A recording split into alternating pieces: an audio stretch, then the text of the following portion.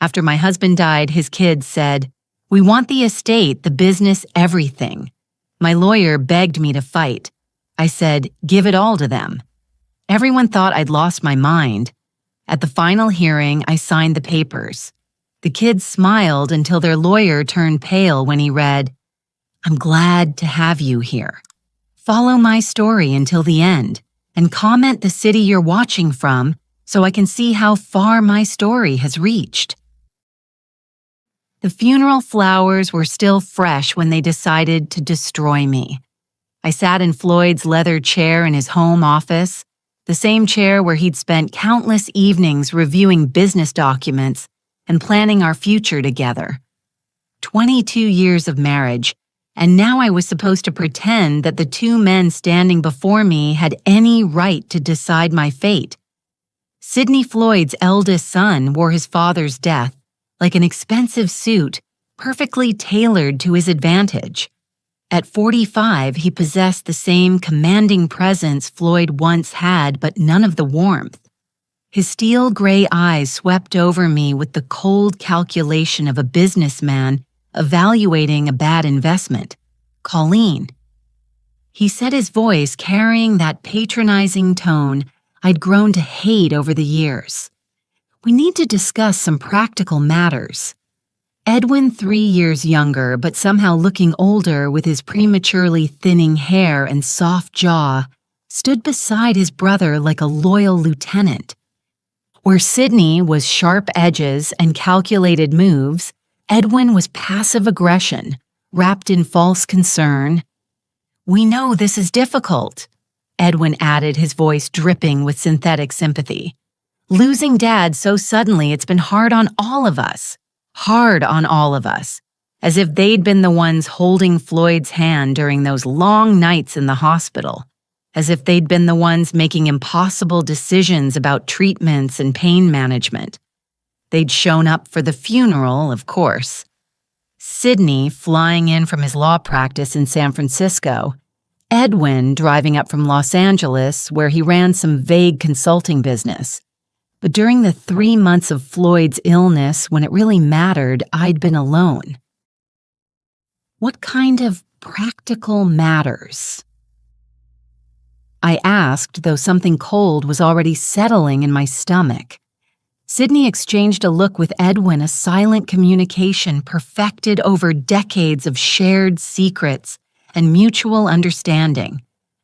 It was the kind of look that excluded everyone else in the room, everyone like me. "The estate," Sidney said simply. "Dad's assets, the properties, the business interests. We need to sort out how everything will be distributed."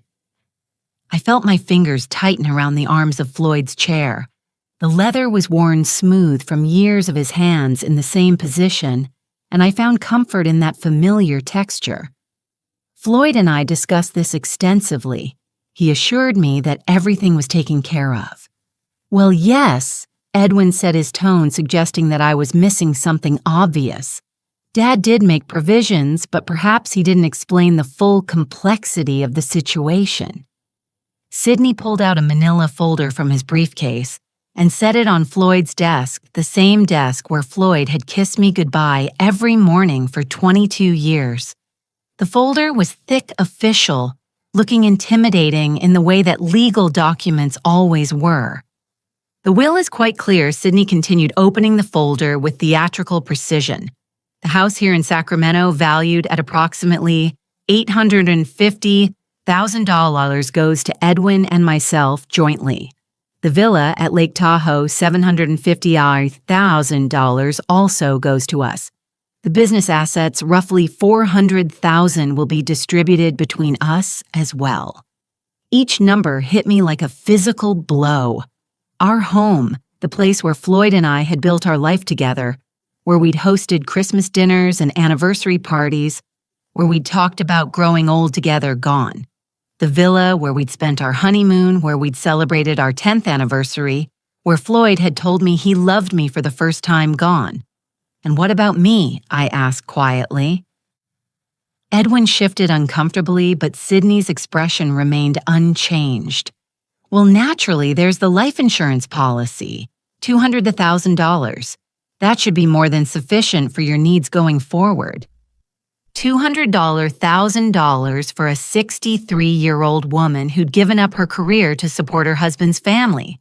For someone who'd spent the last 2 decades managing Floyd's household, entertaining his business associates, caring for him through his illness. $200,000 to start over. I said, though I didn't see it all. This couldn't be right. Floyd had promised me that I'd be taken care of, that I'd never have to worry about security or stability. It's not personal, Colleen Edwin said, and the false gentleness in his voice made my skin crawl. It's just that Dad always intended for the family assets to stay within the bloodline. You understand bloodline. As if the 22 years I'd spent as Floyd's wife, as Sydney and Edwin's stepmother, meant nothing. As if love and commitment were somehow less valid than genetics. Of course, Sydney added, "We're not heartless. You can stay in the house for 30 days while you make arrangements. We think that's more than fair." Fair. They thought 30 days to uproot a life was fair. I looked around the office, taking in the familiar details that would soon belong to someone else. The bookshelf where Floyd kept his first edition novels. The window that looked out onto the garden we'd planned together. The small photograph on his desk, not of Sydney or Edwin, but of Floyd and me on our wedding day. Both of us laughing at something I could no longer remember. "There is one more thing," Sydney said, and something in his tone made me look up sharply. He pulled another document from the folder. This one's smaller, but somehow more ominous. Dad accumulated some significant medical bills during his final illness.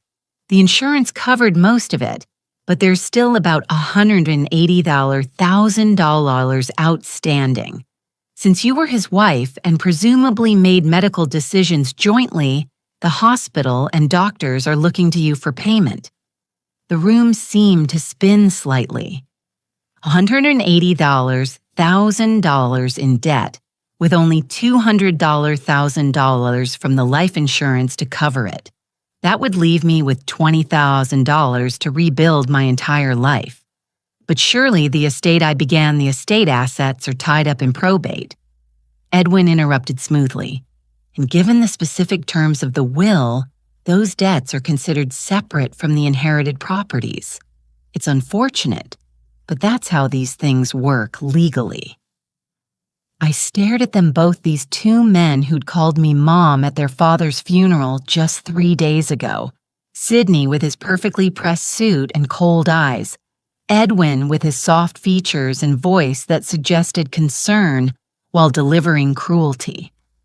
"I need some time to process this," I said finally.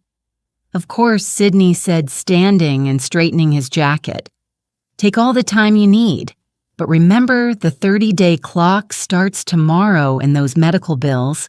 Well, the longer they sit, the more complicated things become." They left me alone in Floyd's office, surrounded by the ghosts of our life together and the crushing weight of my new reality. The silence was deafening. No comfort, no reassurance, no suggestion that perhaps we could work together to find a solution that honored both Floyd's wishes and my basic human need for security. I sat there as the afternoon light shifted across the room, creating shadows that seemed to mock the brightness Floyd and I had once shared here. My hands found the small drawer in Floyd's desk, where he'd always kept his personal items. Inside, beneath old receipts and business cards, my fingers touched something unexpected, a small key I'd never seen before. The key was old brass, worn smooth with handling. It didn't fit any lock I could think of in the house, but Floyd had kept it in his most private space. Why? As I held the key up to the light, I noticed Edwin's car was still in the driveway. Through the window, I could see him and Sydney standing beside it, their heads close together in animated conversation. They were celebrating, I realized, dividing up their inheritance planning, what they'd do with their newfound wealth. Neither of them looked back at the house where their stepmother, their father's wife, sat alone with the ruins of her life spread out before her. But as I watched them drive away, something strange happened. Instead of the despair I expected to feel, a different emotion began to take root. It started small, just a whisper in the back of my mind, but it grew stronger with each passing moment. They thought they'd won. They thought they'd successfully erased me from Floyd's legacy, reduced me to nothing more than an inconvenience to be managed with the minimum legal requirements. What they didn't know, what they couldn't possibly know, was that Floyd had always been more cunning than either of his sons realized. And after 22 years of marriage, some of that cunning had rubbed off on me. The key in my hand seemed to grow warmer as I held it, as if it were trying to tell me something. Tomorrow I would find out what lock had opened. Tonight I would let Sydney and Edwin enjoy their victory. Martin Morrison had been Floyd's attorney for 15 years, and in all that time I'd never seen him look as uncomfortable as he did sitting across from me in his downtown office.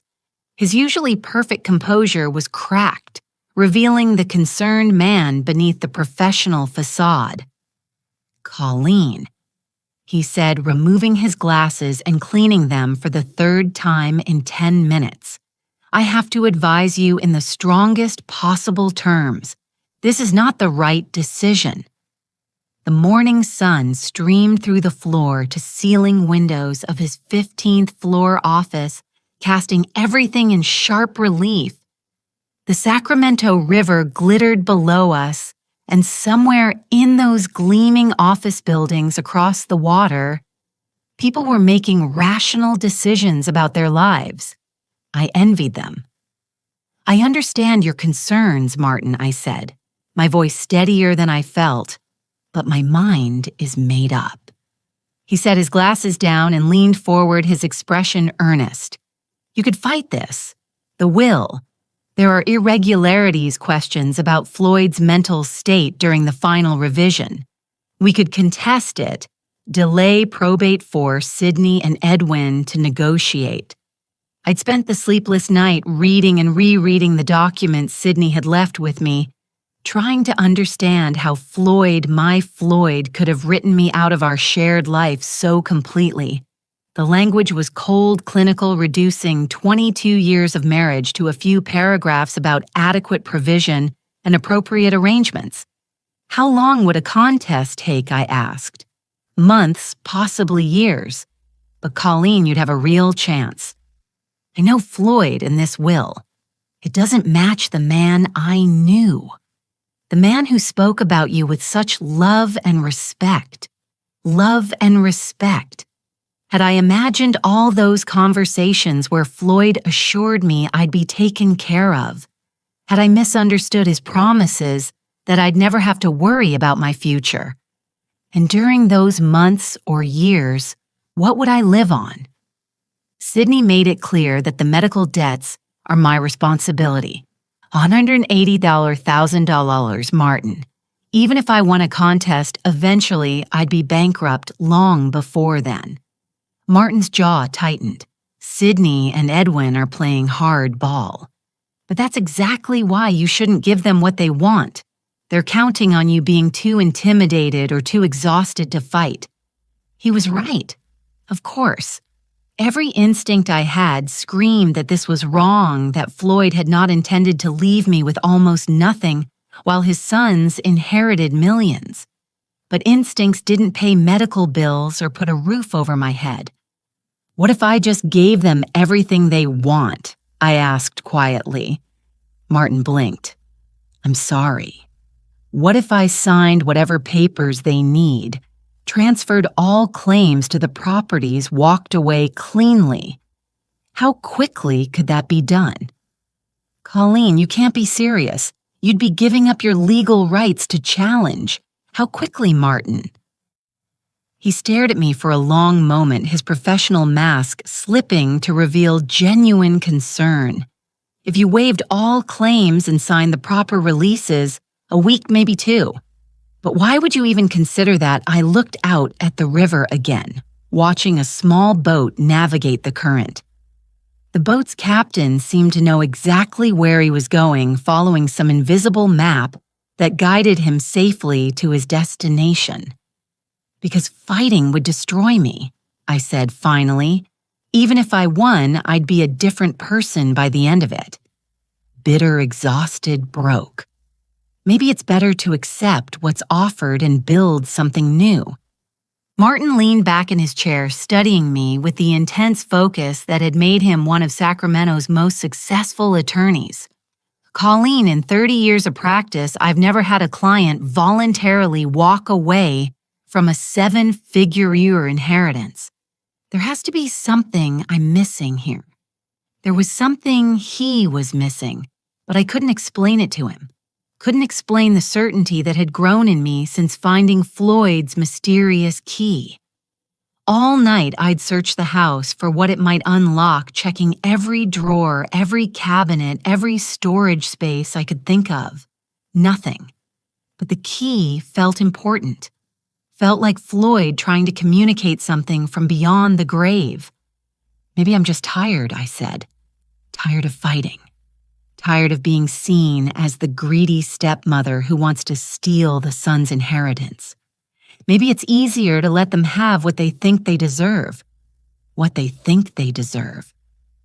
Martin's voice sharpened. Colleen, this isn't about what they deserve. This is about what Floyd intended. And I'm telling you as his attorney and friend, this will doesn't reflect his true wishes. Before I could respond, my phone buzzed. A text message from an unknown number. Mrs. Whitaker, this is Edwin.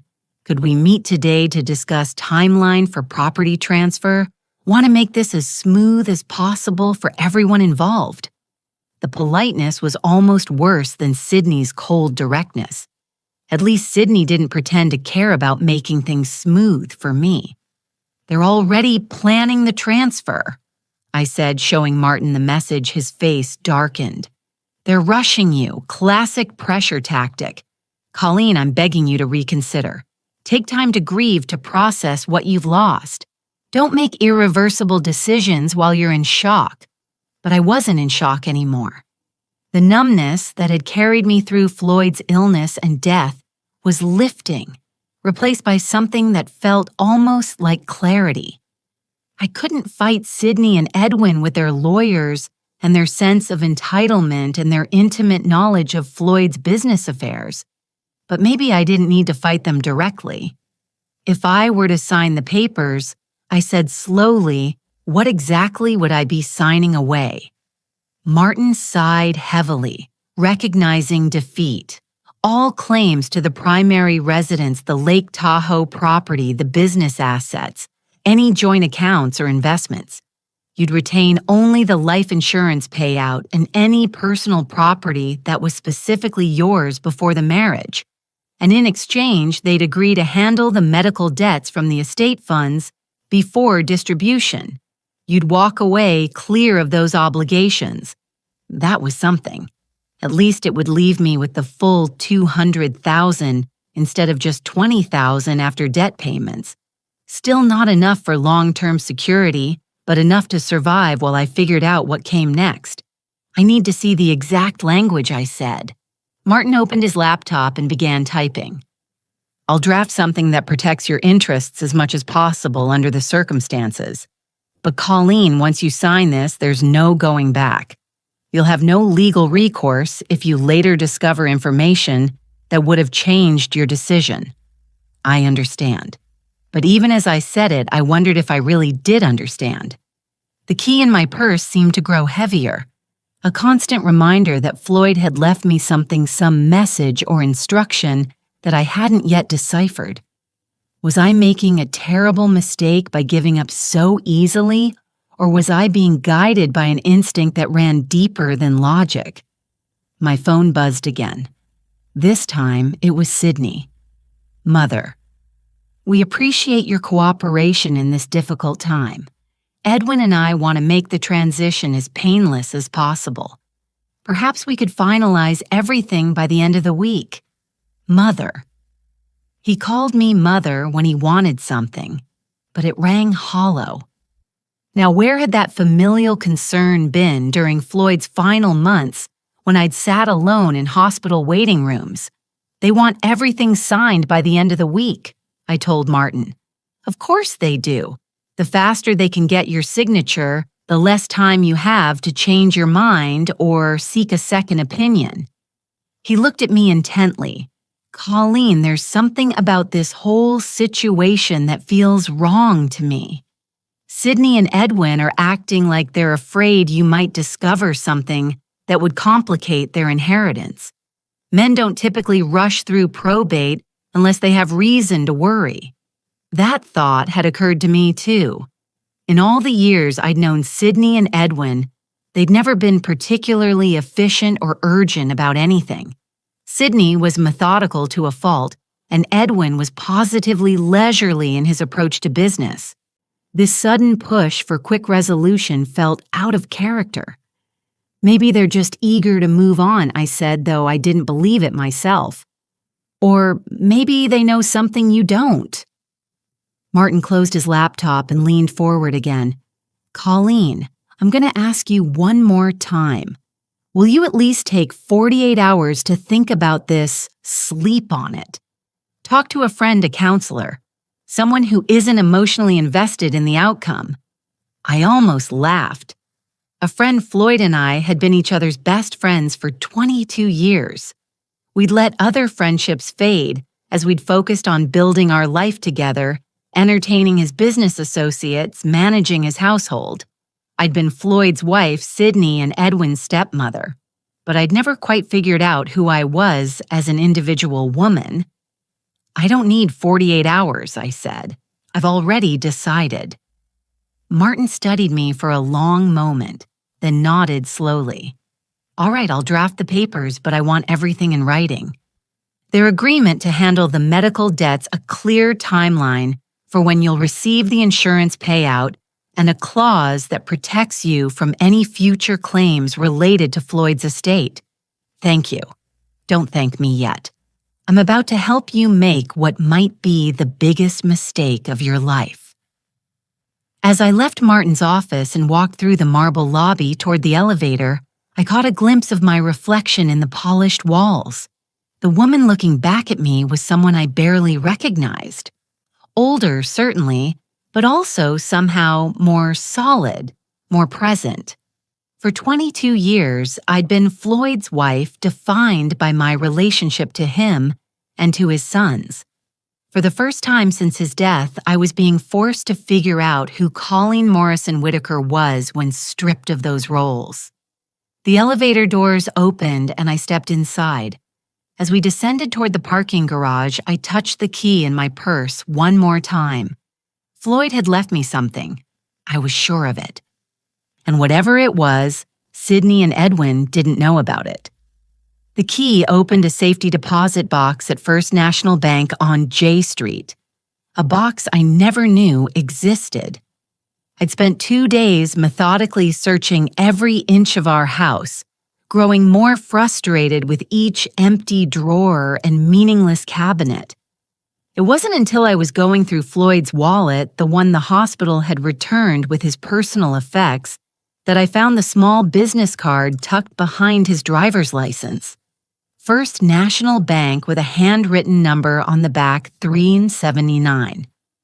The bank manager, a kind woman named Patricia, who remembered Floyd from his occasional visits, led me down to the vault with appropriate sympathy.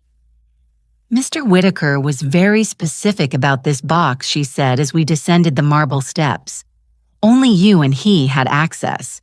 He opened it about 6 months ago. 6 months ago. Right around the time Floyd's health had started declining, when he'd begun having those mysterious business meetings that he'd never quite explained to me. The box was larger than I'd expected, and heavier. Tricia left me alone in the small viewing room, and with trembling fingers, I lifted the metal lid. Inside were documents, lots of them. But these weren't the legal papers I'd expected: wills or insurance policies or business contracts.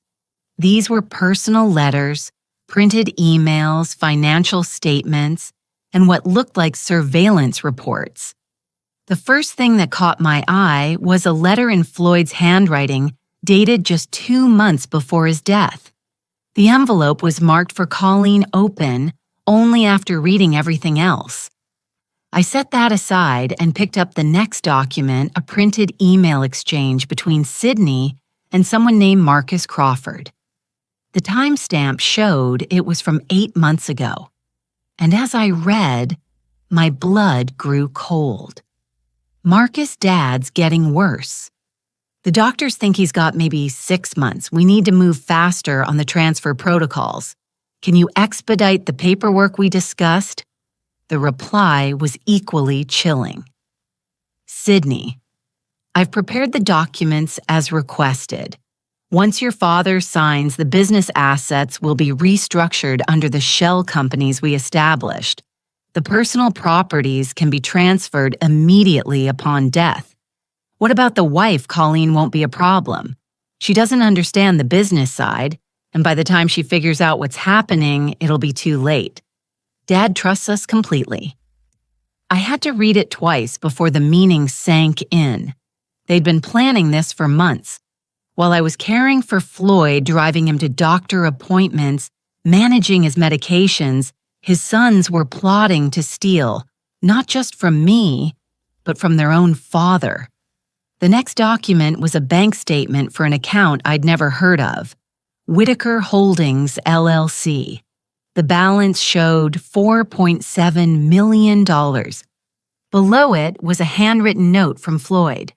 Colleen, this is our real savings. The boys think all my money is tied up in the house and business, but I moved the bulk of our assets here months ago. I was trying to protect us. $4.7 million. We weren't poor. We weren't even middle class. Floyd had been quietly wealthy, and Sydney and Edwin had been trying to steal from their dying father. My hand shook as I reached for the next item, a folder labeled Private Investigation, Confidential. Inside were photographs, financial records, and a summary report from someone named James Mitchell, licensed private investigator. The photos showed Sydney entering and leaving what appeared to be an upscale casino in Reno. The timestamps indicated he'd made multiple trips over the past year, sometimes staying for several days. The financial records painted an even grimmer picture. Sydney owed $230,000 to various creditors, most of them connected to gambling debts. Edwin's file was just as damning. The investigation had uncovered that his consulting business was actually a front for a series of failed investment schemes. He'd lost nearly $300,000 of other people's money, including funds that belonged to several elderly clients who'd trusted him with their retirement savings. Both of Floyd's sons were drowning in debt and legal troubles. No wonder they were so eager to get their hands on their inheritance. But the most devastating document was a medical report dated 3 months before Floyd's death. It wasn't from his regular doctor. This was from a neurologist I'd never heard of. The summary was brief but conclusive. Patient shows no signs of cognitive impairment or diminished capacity. Mental faculties remain sharp and decision-making ability intact. Sydney and Edwin had been suggesting to anyone who would listen that Floyd's illness was affecting his judgment, that he wasn't capable of making sound decisions about his estate. But this report proved otherwise. Floyd had been completely mentally competent right up until the end. The final document in the folder was a copy of a different will, not the one Sydney had shown me, but one dated just 6 weeks before Floyd's death. This will left everything to me with modest trust funds for Sydney and Edwin that would pay out annually but couldn't be accessed all at once. A note in the margin in Floyd's handwriting read, "Original held by Mitchell and Associates, not Morrison Firm." My heart pounded as the pieces fell into place. There were 2 wills. Sydney and Edwin had somehow gained access to an older version and were using it to claim their inheritance, while the real final will was safely hidden with a different law firm. But why hadn't this Mitchell and Associates contacted me after Floyd's death? Why was I only discovering this now? I reached for Floyd's letter with trembling hands and carefully opened the envelope. "My dearest Colleen," it began. "If you're reading this, then I'm gone and the boys have shown their true colors. I'm sorry I couldn't tell you about all of this while I was alive, but I needed to be sure of what they were planning." The letter went on to explain how Floyd had grown suspicious when Sydney and Edwin suddenly became so attentive during his illness, not out of love, but because they were positioning themselves to control his estate. He'd hired the private investigator, moved the money, and created the elaborate plan to protect me. The boys think they're inheriting the house and the business. But what they don't know is that I've mortgaged both properties heavily in the past year. The house has a $1.2 million lien against it, and the business owes $800,000 to creditors. They're not inheriting assets, they're inheriting debt. I stared at the letter, hardly believing what I was reading. Floyd had essentially given Sydney and Edwin a poison pill disguised as an inheritance. The life insurance policy they mentioned is real. The letter continued, but it's not for $200,000. It's for $500,000, and the extra money is meant to help you start over. Martin Morrison was never supposed to handle my estate. I fired his firm 2 months ago, but didn't tell him. The boys must have convinced him to represent the family after my death. The final paragraph brought tears to my eyes. I know this seems cruel, but I couldn't stand by and watch them steal from you the way they've been stealing from everyone else. They made their choices, Colleen. Now they have to live with the consequences.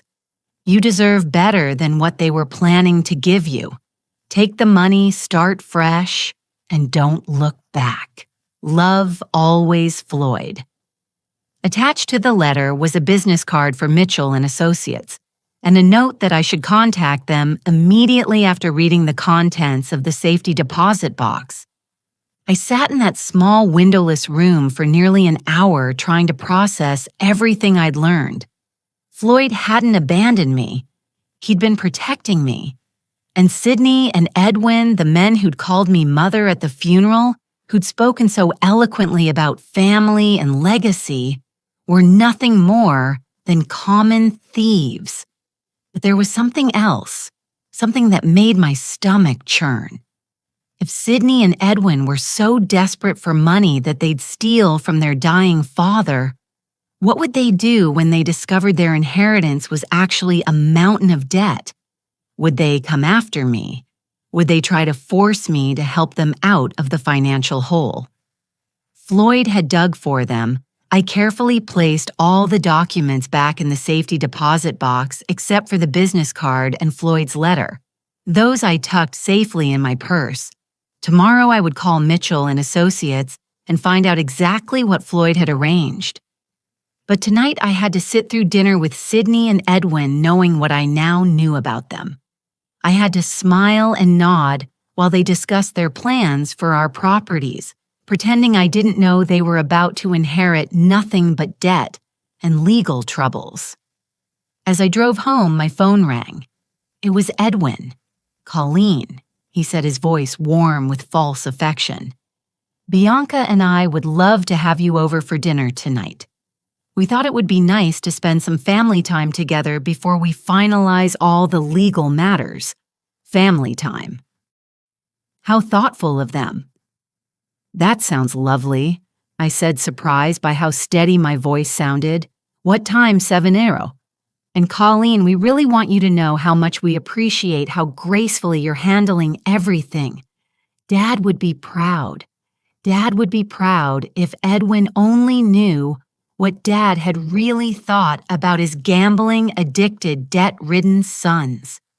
As I hung up and continued driving toward what would probably be my last dinner, As a member of the Whitaker family, I realized something had changed in me. The grief and confusion I'd been carrying since Floyd's death were still there, but they were now mixed with something else, something harder and more focused. Sydney and Edwin thought they were so clever, manipulating the grieving widow, rushing me into decisions before I could think clearly. They had no idea that their father had been 10 steps ahead of them the entire time. And they certainly had no idea that I was about to be 10 steps ahead of them, too. Dinner was going to be very interesting indeed. Edwin and Bianca's house in Granite Bay was a monument to borrowed money and false success. As I pulled into their circular driveway, I couldn't help but notice the new luxury cars, a BMW and a Mercedes that clearly cost more than most people made in a year. Now I understood where the money had come from. Bianca answered the door wearing a designer dress that probably cost more than my monthly grocery budget. At 38, she'd perfected the art of looking expensively maintained. Highlights that cost $600 every 8 weeks. Nails that required weekly touch-ups. Jewelry that sparkled with the kind of stones that came with insurance writers. "Colleen!" she exclaimed, pulling me into an air kiss that barely grazed my cheek. "You look wonderful. How are you holding up?" The concern in her voice was about as genuine as her nail color, but I smiled and played along. "I'm managing, dear. Thank you for having me." Sydney was already there lounging in Edwin's study with a scotch in his hand that probably cost more per bottle than I spent on groceries in a month. The room was all dark wood and leather designed to project success and stability. What it actually projected, now that I knew the truth, was desperate overreach. Mother Sydney said, standing to give me a brief hug, "You're looking better. I was worried about you after our conversation yesterday. Yesterday when he'd told me I was essentially homeless and bankrupt. Such touching concern." Edwin emerged from the kitchen carrying a wine glass filled with what looked like a very expensive Chardonnay. "Colleen, so glad you could make it. Bianca's been cooking all afternoon, her clear's throat famous herb-crusted salmon. The three of them moved around me like gracious hosts, offering drinks and appetizers, commenting on my appearance, asking about my plans. It was a masterful performance of family concern, and if I hadn't spent the afternoon reading about their gambling debts and failed business ventures, I might have been touched. Dinner was served in their formal dining room, complete with china that looked like it belonged in a museum and silverware heavy enough to be weapons. Bianca had indeed outdone herself. The salmon was perfectly prepared. The wine expertly paired the presentation flawless. So Sydney said as we settled into the main course, "Martin Morrison called me this afternoon. He mentioned you're ready to move forward with the estate transfer." I took a delicate bite of salmon, buying time. Yes, I've decided that fighting over Floyd's wishes isn't how I want to spend my remaining years. Family harmony is more important than money. The relief that flickered across Edwin's face was almost comical. That's wonderful, Colleen. Really wonderful. Dad would be so pleased to know we're all working together." "We've prepared some papers," Bianca added, reaching for a manila folder that had been sitting on the sideboard. "Just to make everything official, our attorney drew them up to complement what Martin is handling, their attorney. Of course, they'd brought in their own legal representation. I wondered if this mysterious lawyer knew about Sydney's gambling debts or Edwin's fraudulent investment schemes. "How thoughtful," I said, not touching the folder. "But I should mention that I've been doing some thinking about the medical bills. The temperature in the room seemed to drop several degrees." Sydney set down his wine glass with just a bit too much force. "What kind of thinking?" Edwin asked, his voice carefully neutral. "Well, $180,000 is a substantial amount. I was wondering if perhaps we should have an accountant review the estate's liquid assets before I commit to taking on that debt personally. Sydney and Edwin exchanged a look, the same kind of silent communication I'd witnessed in Floyd's office. But this time, I could read the subtext. They were afraid I might discover something. Colleen Sydney said carefully, "I thought we'd explain that the estate assets are tied up in probate. The medical bills are separate from the inheritance." Of course, I said pleasantly, but Floyd was always so meticulous about his record-keeping. "I'm sure there must be documentation of exactly what debts belong to the estate versus what's considered personal responsibility." Bianca laughed.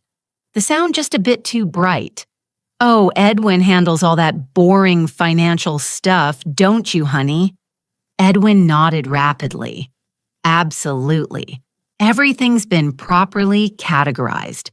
The medical expenses fall to you because you were Floyd's spouse and presumably involved in the treatment decisions." "That makes sense," I agreed. Although I do find it interesting that Floyd never mentioned being worried about medical costs. He always seemed so confident that we had adequate insurance. The silence stretched just a beat too long. Sydney cleared his throat. "Insurance doesn't cover everything." Unfortunately, Dad's treatment was quite extensive in those final months. I knew I was walking into dangerous territory, but I couldn't resist pressing just a little. I suppose I should contact the hospital directly. Get an itemized breakdown of what's owed and what the insurance actually covered. Edwin's fork clattered against his plate. That's not necessary, Colleen. I've already handled all that very thoroughly." "I'm sure you have," I said. "But as Floyd's widow, I feel responsible for understanding exactly what happened financially during his final illness. It's the least I can do for his memory." Bianca jumped up suddenly. "Who wants dessert? I made that chocolate torte recipe from Food and Wine magazine." She practically fled to the kitchen, and I didn't miss the meaningful looks Sydney shot at Edwin. They were rattled, and I'd barely begun to probe. "Colleen," Sydney said, leaning forward with what I supposed was meant to be a paternal expression. "I hope you're not second-guessing our arrangement because of something someone else said. Sometimes people who aren't familiar with estate law can give misleading advice." "Oh no," I assured him. "I'm not second-guessing anything. I'm just trying to be thorough. Floyd always said that the devil was in the details." Edwin laughed nervously. "Dad did love his paperwork. He certainly did. In fact, I've been going through his office and I keep finding documents I don't understand. Bank statements for accounts I've never heard of. Business papers for companies I didn't know he was involved with." The color drained from Edwin's face. "What kinds of documents?" "Oh, nothing important, I'm sure. Just confusing financial statements. Although I did find a safety deposit box key that I'd never seen before." Sydney went very still. "A safety deposit box?" "Yes. Isn't that odd? I thought I knew about all of Floyd's financial arrangements, but apparently he had some accounts and boxes I wasn't aware of. I suppose I should look into those before we finalize everything." The look that passed between the brothers this time was pure panic, quickly suppressed, but unmistakable. "Mother." Sydney said, his voice strained with the effort to sound casual. "You shouldn't worry yourself with all that paperwork. Legal documents can be very confusing for someone without a business background. Why don't you let Edwin and me handle reviewing whatever you found?" "That's very sweet of you both," I said. "But I think Floyd would want me to understand our financial situation myself. After all, I'll be managing on my own from now on." Bianca returned with the torte, her smile looking somewhat forced. As she served dessert, the conversation shifted to safer topics. The weather, Edwin's latest consulting project, Sydney's law practice, but I could feel the tension underneath their polite chatter like an electrical current waiting to spark. After dinner, as I prepared to leave, Sydney walked me to my car. "Colleen," he set his hand on my car door. "About those documents you mentioned finding. Yes, it would probably be best if you brought them to our next meeting. Let us help you sort through what's important and what isn't. Dad's filing system wasn't always logical." I smiled at him, the same pleasant smile I'd worn all evening. Of course, Sydney. Family should help family. But as I drove away, I caught a glimpse of him in my rearview mirror, standing in the driveway with his phone already pressed to his ear. He was making a call that couldn't wait until he got back inside. By the time I reached home, my own phone was ringing. It was a number I didn't recognize. "Mrs. Whitaker, this is James Mitchell from Mitchell and Associates. I believe you may have some documents that belong to my office." "Mr. Mitchell," I said, settling into Floyd's chair in his study. "How did you know I'd found them?" "Your husband was very specific in his instructions. If you found the safety deposit box, I was to contact you within 24 hours. Ma'am, we need to meet as soon as possible. There are some things about your husband's estate that you need to know before you sign anything with Sydney and Edwin." "What kinds of things?" "Things that will change everything, Mrs. Whitaker. Everything."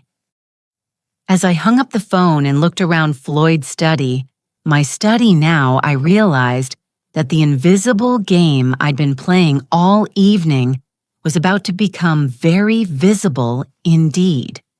Sydney and Edwin thought they were manipulating a grieving widow, but they had no idea that their father had been playing a much longer, much more sophisticated game. James Mitchell's office was nothing like Martin Morrison's polished downtown suite. Located in a modest building in Midtown Sacramento, it had the comfortable, lived-in feeling of a place where real work got done, rather than impressive clients got courted. Mitchell himself was a surprise, a soft-spoken man in his 60s, with kind eyes and hands that showed he'd worked for everything he'd earned. "Mrs. Whitaker," he said, rising from behind a desk that was organized chaos incarnate. "Thank you for coming so quickly. Please sit down. We have a lot to discuss." I settled into the worn leather chair across from his desk, my purse containing Floyd's letter held tightly in my lap. "Mr. Mitchell, I have to admit I'm confused about all of this. I didn't even know Floyd had hired another attorney. He hired me about 8 months ago." Mitchell said, pulling out a thick file. Initially, it was just to conduct a discreet investigation into some financial irregularities he'd noticed. But as we uncovered more information, my role expanded significantly. He opened the file, and I could see it contained copies of many of the same documents I'd found in the safety deposit box, along with others I hadn't seen. "Your husband was a very thorough man, Mrs. Whitaker. When he realized what his sons were planning, he developed a comprehensive strategy to protect you and ensure they faced consequences for their actions. The investigation showed they were stealing from him." Mitchell nodded grimly. Sydney had been forging his father's signature on loan documents using the family business as collateral for his gambling debts. Edwin was worse. He'd been systematically transferring funds from client accounts into his own shell companies. Both of them were facing potential criminal charges if their activities came to light. I felt a chill settle over me. Criminal charges, grand larceny, wire fraud, elder abuse. Your husband could have had them both arrested. Instead, he chose a more creative form of justice. Mitchell pulled out a different set of documents and spread them across his desk. "These are the real estate records for the house and the Lake Tahoe property. As of 6 months ago, both properties are leveraged to the maximum. Your husband took out mortgages totaling $1.2 million on the house and $800,000 on the villa. But why would he do that? We owned both properties free and clear because he knew Sydney and Edwin would inherit them, and he wanted to ensure they inherited the associated debts as well.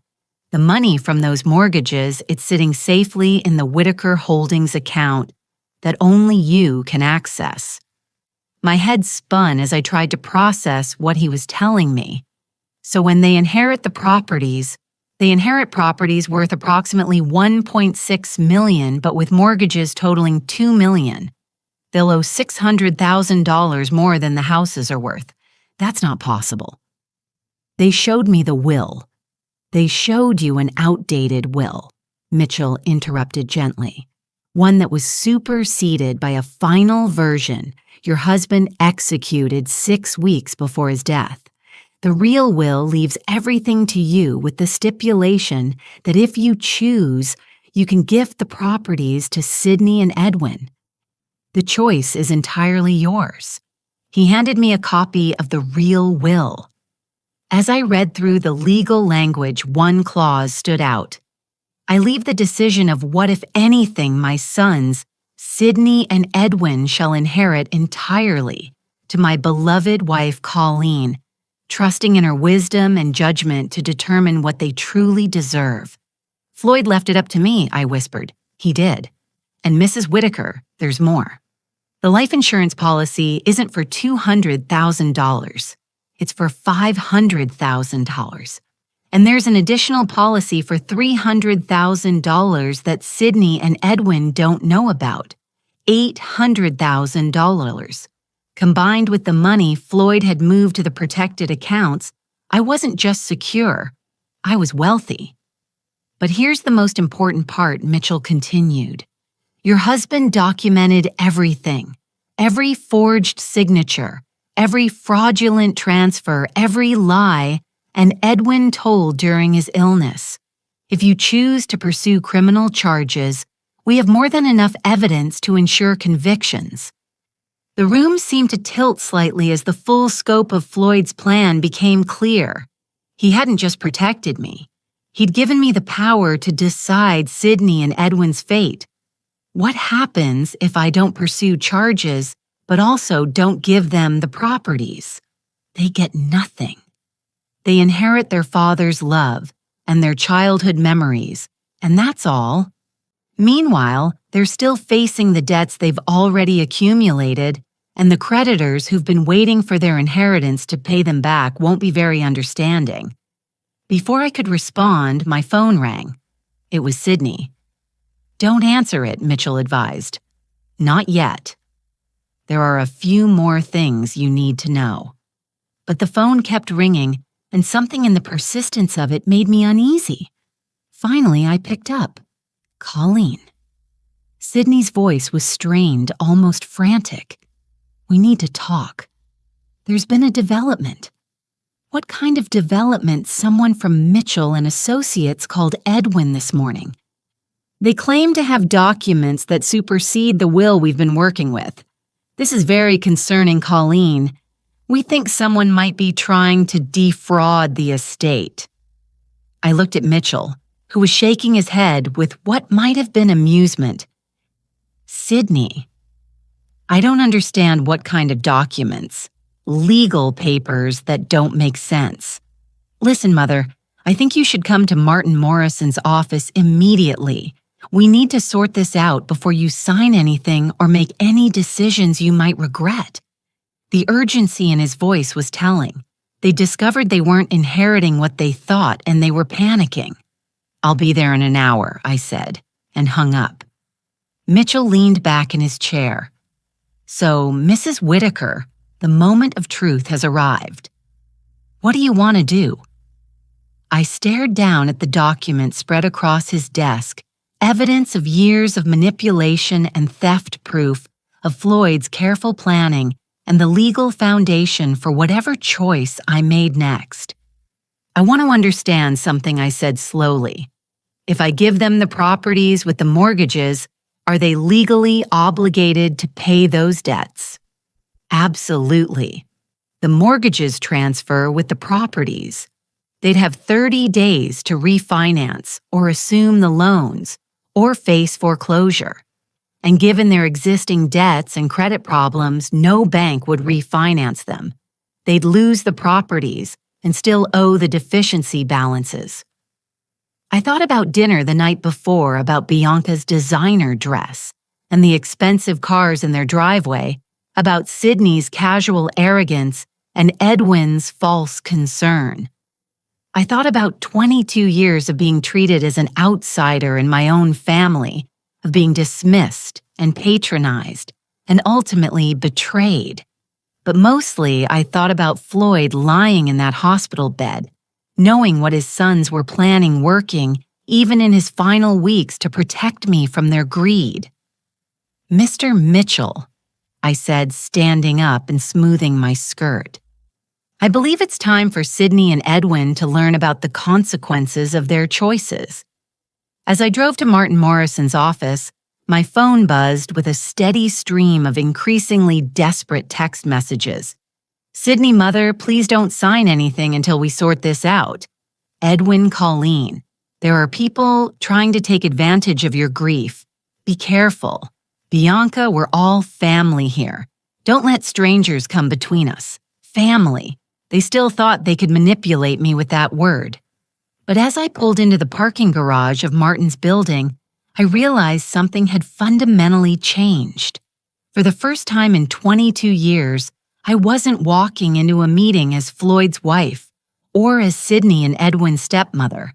I was walking in as Colleen Whitaker, a woman with 5.7 million complete legal documentation of her stepson's crimes and the power to decide their future. The scared, grieving widow they thought they were manipulating had ceased to exist. In her place was someone much more dangerous, a woman with nothing left to lose and everything to gain. The conference room at Morrison and Associates had never felt so small. Sydney and Edwin sat on one side of the polished mahogany table, their faces pale but determined. Martin Morrison occupied the head of the table, looking more uncomfortable than I'd ever seen him. James Mitchell sat beside me, a thick briefcase at his feet, and the calm demeanor of a man who held all the cards. "Colleen," Sydney began before anyone else could speak, "we're glad you're here. This whole situation has gotten very confusing, and we need to clear up some misunderstandings." "What kind of misunderstandings?" I asked, settling into my chair and folding my hands calmly in my lap. Edwin jumped in, his voice strained with false concern. "Someone's been spreading misinformation about Dad's estate claims, about different wills, hidden accounts, things that just don't make sense. We're worried that unscrupulous people might be trying to take advantage of your grief." Martin Morrison cleared his throat. "Colleen, I have to admit that I'm confused as well. Mr. Mitchell here claims to have documents that supersede the will I've been working with, but Floyd never mentioned changing attorneys or creating new estate documents. That's because Floyd didn't trust you anymore," I said quietly. The room went dead silent. Martin's face flushed red while Sydney and Edwin exchanged a look of pure panic. "Excuse me," Martin said. I opened my purse and pulled out Floyd's letter, the one I'd found in the safety deposit box. "Floyd discovered that someone in your firm was feeding information about his estate planning to Sydney and Edwin. He couldn't be sure if it was you personally or someone in your office, so he decided to take his business elsewhere." "That's impossible," Sydney said quickly.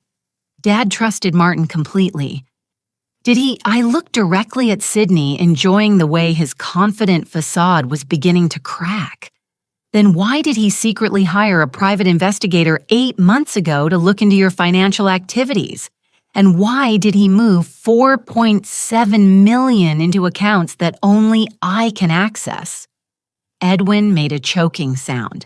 $4.7 million. "That's not possible. Dad didn't have that kind of liquid assets.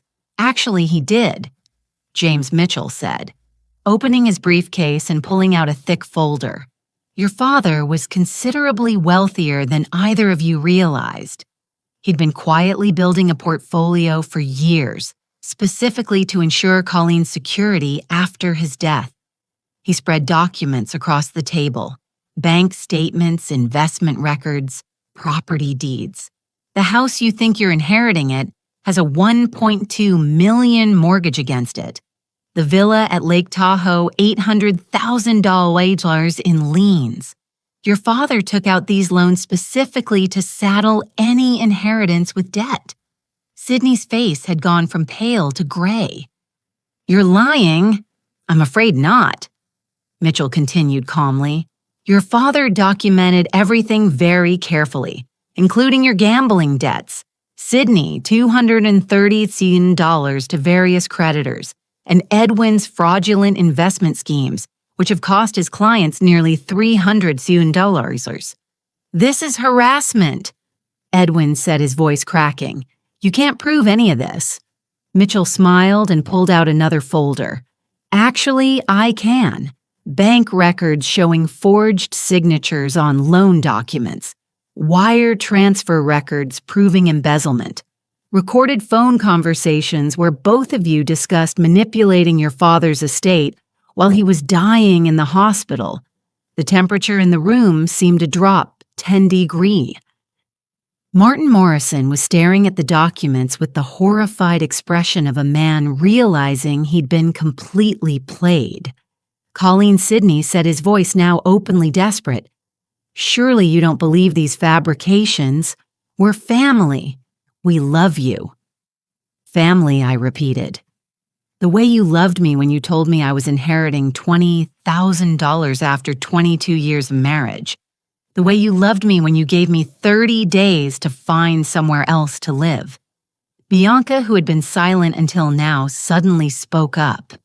This is all just a misunderstanding. We can work this out. We can make adjustments. Actually, I interrupted. There's nothing to work out. The real will, the legally binding one, leaves everything to me. The choice of what, if anything, Sydney and Edwin inherit is entirely mine. I reached into my purse and pulled out another document. This is a gift deed I had prepared this morning. I'm giving you exactly what you tried to give me. Sydney grabbed the document and read it quickly, his face cycling through confusion, understanding, and finally horror. You're giving us the house and the villa, Edwin said slowly, but with the mortgages. That's correct. You'll own properties worth approximately $1.6 million with associated debts of $2 million. That leaves you $600,000 in the hole, which seems fitting given your existing financial difficulties. You can't do this, Sydney said, but his voice lacked conviction. Actually, I can. It's exactly what Floyd intended. He wanted you to face the consequences of your choices. Martin Morrison finally found his voice. Colleen, this is extremely irregular. Perhaps we should take some time to consider all options. No, I said firmly. I've considered everything. Sydney and Edwin can accept their inheritance as offered, or they can walk away with nothing. Those are their only options. And if we refuse, Edwin asked. James Mitchell answered. Then Mrs. Whitaker will pursue criminal charges for elder abuse, grand larceny, and wire fraud. The evidence is overwhelming. You'd both be looking at significant prison time. The silence stretched on for what felt like hours. I could see Sydney's mind working, trying to find an angle, a way to negotiate or manipulate the situation. Edwin just looked defeated. Finally, Sydney spoke. What do you want from us? I want you to sign the papers accepting the inheritance as offered. I want you to agree never to contact me again unless it's through attorneys. And I want you to understand that this is what your father chose for you, not out of hatred, but because you forced his hand. Bianca started crying. This will ruin us. We'll lose everything. You should have thought about that before you started stealing from your dying father, I said without sympathy. Edwin looked up at me with something that might have been respect. He really planned all of this, every detail. Your father was much smarter than either of you ever gave him credit for. In the end, they signed. They didn't have a choice. The alternative was prison, and even in their desperation, they weren't quite ready to risk that. As they filed out of the conference room, Sydney paused at the door. "This isn't over, Colleen." "Yes, it is," I replied calmly. "It's completely over." 3 months later, I sold the real estate that Sydney and Edwin couldn't afford to keep and moved to a charming cottage in Carmel overlooking the Pacific Ocean. The cottage cost $1.2 million cash and still left me with more money than I could spend in several lifetimes. I received word through my attorney that Sydney had filed for bankruptcy and was attending court-mandated gambling addiction counseling. Edwin had moved back in with his mother and was working as a night manager at a hotel near the airport. Bianca had filed for divorce and moved to Los Angeles with her sister. Sometimes, usually in the evening when the fog rolled in from the ocean, I would think about Floyd and wonder if he would approve of how everything had turned out. Then I would remember his letter, his careful planning, his determination to protect me even after death. I think he would have been very satisfied indeed. The cottage came with a beautiful garden that the previous owners had neglected.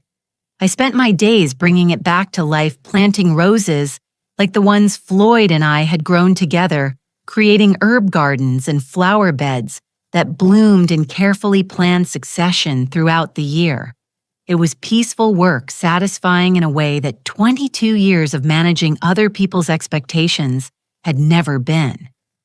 For the first time in my adult life, I was accountable to no one but myself.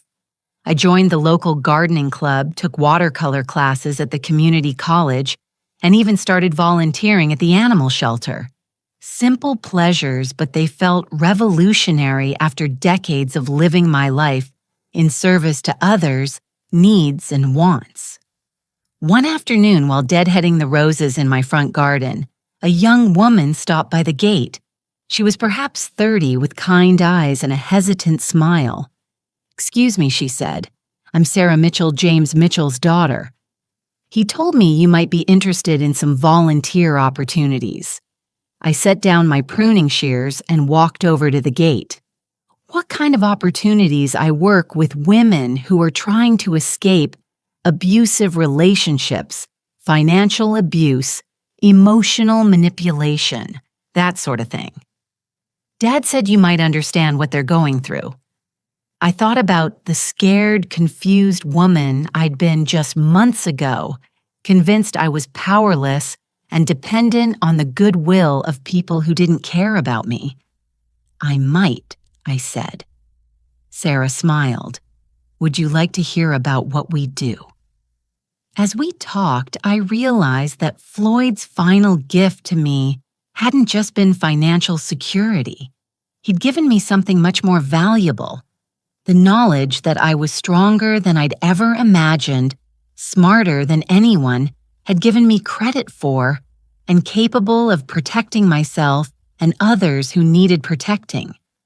2 months later, I established the Floyd Whitaker Foundation for Financial Justice, providing legal support and financial education for victims of family financial abuse.